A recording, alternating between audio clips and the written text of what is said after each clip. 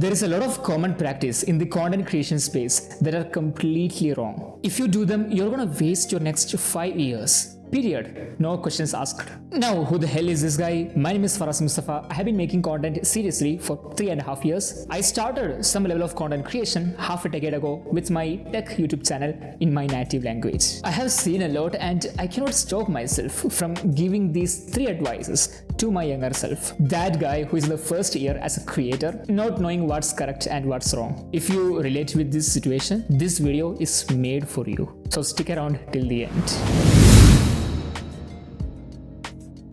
I made the biggest mistake of starting with short form videos. I made around 1,000 short form videos before I ever made my first long form video. Now, I'm not considering my tech YouTube channel here. That's a whole different story in and of itself. You wanna kickstart your content creation journey with long form videos for a million different reasons. Obviously, I cannot list out all of them right here, but number one, you have no idea how easy short form is when you practice making long form videos on a consistent basis. There is a lot of planning, recording and editing required for long form videos, which helps you normalize whatever it takes to make a good short form video. All of a sudden, you get this confidence. Nothing is impossible for you. 2. Long form videos are way less complicated than short form videos. I talked about this recently, but people watch long form videos to learn something new. Yes, there is YouTube recommendations where they don't essentially search for your content, but they could have watched some other entertaining videos, not yours. They saw your thumbnail and title before they start watching your video, which qualifies they have an interest in learning something new from you. On the flip side, people watch short form videos when they scroll. They have no control over the algorithm. There's no thumbnail or title. It's permissionless. More likely, they are just randomly scrolling and found your video. This means they have less buying intent, less logical investment, meaning high chance of burning your effort. Because 1 million views on a short form video means nothing if you don't have a long form video to nurture anyway. It makes no sense to start with short form videos. You're just lazy. And trust me, this game is truly hard. If you behave this way, you won't make it.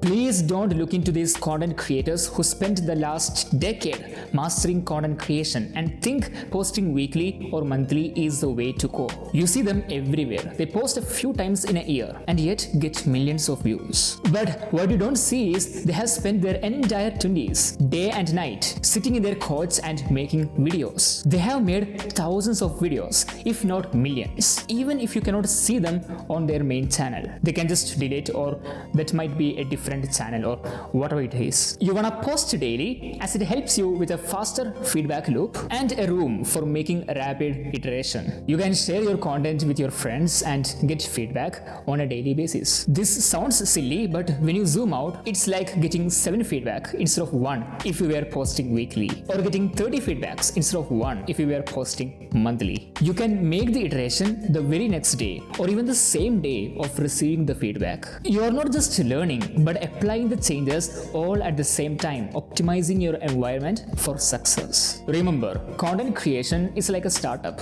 There is a huge chance of failure. If you want to de-risk your efforts, you're better off applying these changes. For God's love and humanity, copy viral topics. As all it means by having something going viral multiple times, even while posted by multiple creators, is people have a need for that solution. If some viral topic aligns with your interest and obsession, don't be afraid to make a video about it. There is nothing wrong with that. But don't copy viral content. Don't even take the inspiration. The very next moment, someone feel like your brand is shallow, trying to hide the shallowness with some variety of editing or things like that, they stop following you. There is a reason why Danko have 1 million subscribers or Andy Huberman have 7 million subscribers on YouTube. They have spent their entire life practicing some form of skill, and they are using content creation as a way of documenting their learnings. There's no blueprint. Self-reflection is your blueprint. It might sound too silly for a lot of people, but you have to do a lot of inner work work to build a strong personal brand. Your growth is direct proportional to how much uncertainty you're willing to admit. This is